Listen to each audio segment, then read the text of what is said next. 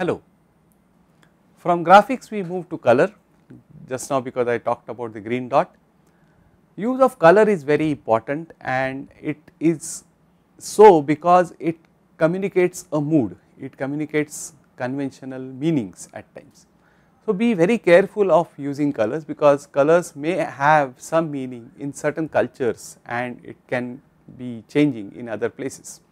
So remember to use the standard conventions at times whenever you want to depict something, and the thumb rule or the guidelines for using color can be as follows. The basic thumb rule is that more the contrast, more the readability. You can see that the title of this slide is written in grey, the color guidelines, vis-a-vis the content of the slide is written in black. The background for both is white, therefore you can see that although the size of the title is bigger than the content, the first thing you see when you look at the slide is the bulleted list. So this is how you can play around with color and then you can actually make the content more visible. Another interesting aspect about color is when you use the presentation in various scenarios. If you are giving a presentation in a dimly lit room or a dark room, then it is advisable to use a black background and have only the text in white color or lighter color. The advantage is that the strain on the eyes is minimal when you use the black background. With a white background, the users or the viewers have to open up their eyes really to the max in order to accommodate the rays getting inside. Same applies when you are using a presentation in a brightly lit room, then this kind of presentation which is on a white background with just the black text becomes easier on eyes especially. Simple thing but important, use of vivid colors have to be avoided, or pale colors also are a great no-no for this because they just provide very poor readability. The vivid colors will bleed out and they will be very jarring to eyes. Use a color scheme which will suit your topic. What I mean is that especially for academic purposes, most of the time do not choose very bright and colors which have different conventions. For example, using fashion colors like violet and pink, magenta probably may not communicate the thermodynamics topic you are trying to communicate. Use neutral colors like greys and browns typically, or blue greys for communicating such topics. So those will be ideal for academic content.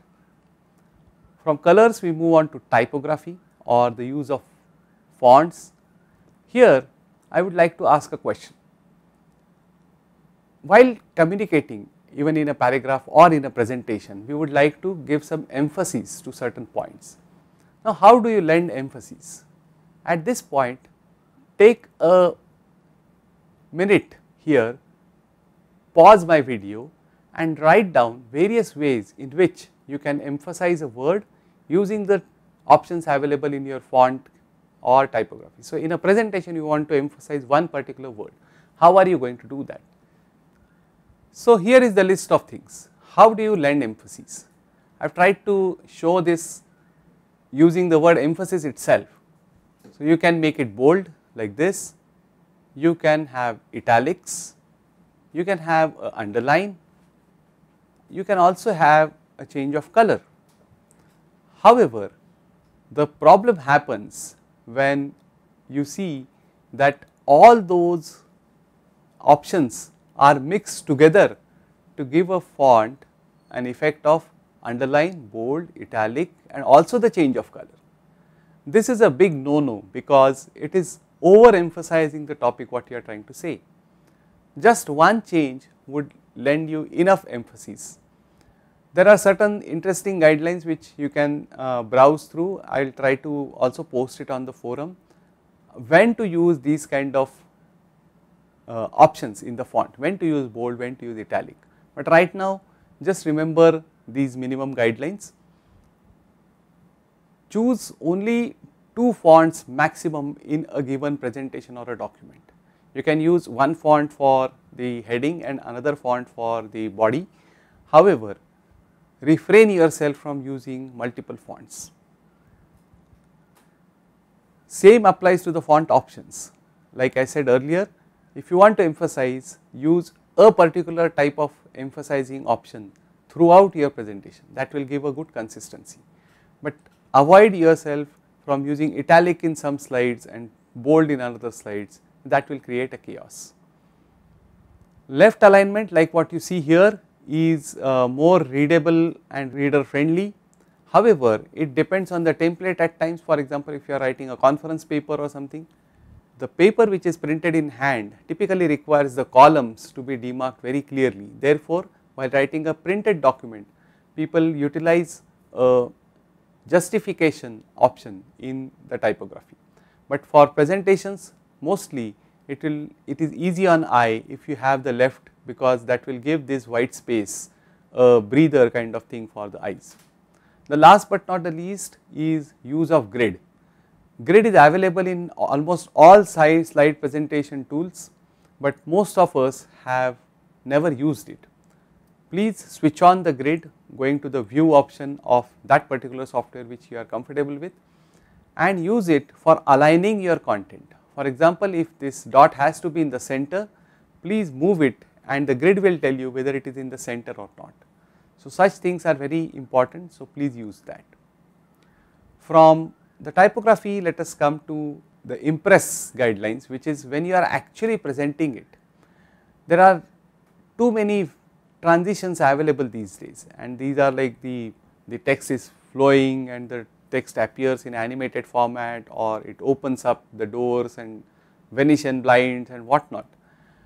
What it does is, typically instead of getting people to understand what you are trying to say, like you want the audience to take away what message you are communicating, these kind of attributes typically do the other way around effect on the audience, are taken away from the message.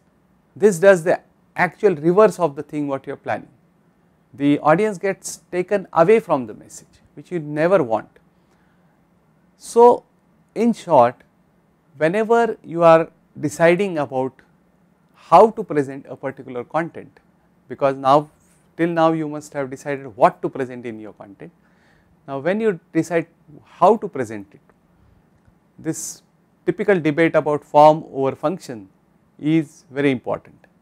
According to me, both are important. There is nothing like form is the only important thing and you do not have to worry about function. It is not like that, because if you give some attention less to any one of these, it will be ineffective in communicating what it is trying to do. On the other hand, if you give excess attention to any one of these, it will create a chaos. For example, if you play around too much with the color or the fonts and all that, best of the content may get ruined. On the other hand, if you have a perfectly designed template with good fonts and good color and good layouts and all that, but if the content is not correct and written lousily, then again the same effect will happen. Therefore, what you have to practice is to give equal importance to it. At the same time, let the content choose the kind of form it requires, and the decision should be governed by the content. So it should come from the content. Since the content is about this particular thing, the color scheme should be like this, the font should be like this, and so on and so forth. The graphics could be accordingly. So the guideline slides what I have presented in this particular short presentation should be able to help you in creating such things. Finally, some takeaways from this lecture. Let the content decide the particular choice of mediums of font, color, type, etc. Do follow well researched guidelines before taking any decision about addition of a graphic or font or something. Importantly, test before presenting your content. These days with digital devices all around, we can also see that there is a lot of chaotic situations at times. For example, you go to a presentation podium and the laptop does not connect with the projector for the screen size and the resolution. There can also be a situation where the colors are not presented properly as you wanted to. In all these conditions, it makes it very important to test before presenting. That is why I have written this topic. So generally keep these things in mind, use 6 by 6 rules, so not more than 6 points on a slide, and within that 6 point the words should be not more than 6. Now this is pretty tough at times because it takes lot more effort to pack your content in 6 words, but give it a try. And like I said, these are not cast in stone, 7 words or 8 words at times are okay and permissible as far as they communicate easily for the users. Choose a template which promotes readability. Typically small fonts become very difficult, and in fact if you try practicing only 6 bullets in a slide, probably it should be even less, then that should be pretty readable. Use phrases or abbreviated sentences rather than full sentences, because that will minimize your word count and the crowded feeling on the slide will be reduced considerably and making it easier for the users to read it. This is typical of presentation. Use a sans serif font like what I have used here for presentations. On the contrary, use a serif font like Times Roman, Palatino or Bodoni for printing a document which has to be given in hand for reading. So this is a standard thing. If you have, if you try to change these fonts at times, you will figure out that for anything which is displayed and to be seen from a distance, it is easy to use a sans serif font like Helvetica or Arial or other things, right. One of the few other guidelines is about using of graphics. Typically use high quality graphics and reinforce your message using them. However, be careful while using graphics. Look out for the copyright issues about the use of graphics. Every search engine will allow you to choose the graphics which are copyright free, use them. In case you use a graphic or a visual or a sentence from any other place, please do not forget to give the reference at the end of the page or the slide. That will be a good practice to follow, and people who will see your presentation will also appreciate it and start following it. Use the effects like animation and other things sparingly, only if they are required and necessary for communicating something important. Highlight the important information, like you see in the entire slide which I had shown in the outline stage, I had highlighted the words which are going to be covered in this particular presentation. So that helps the attention to be scoped for the users and the viewers. This is very interesting, the last point which I am written here, but try practicing that. If you are called for giving a talk or a presentation on a particular topic, try to make 1 page handout of this presentation and give it out to all the people who are attending in advance so that they can follow what you are trying to say. With this, we have come to the end of this session. I thank you for being there. I would welcome your suggestions and comments if you have any, and we would be happy to discuss them over the discussion forum. You can also contact me on the email addresses given here. Thank you.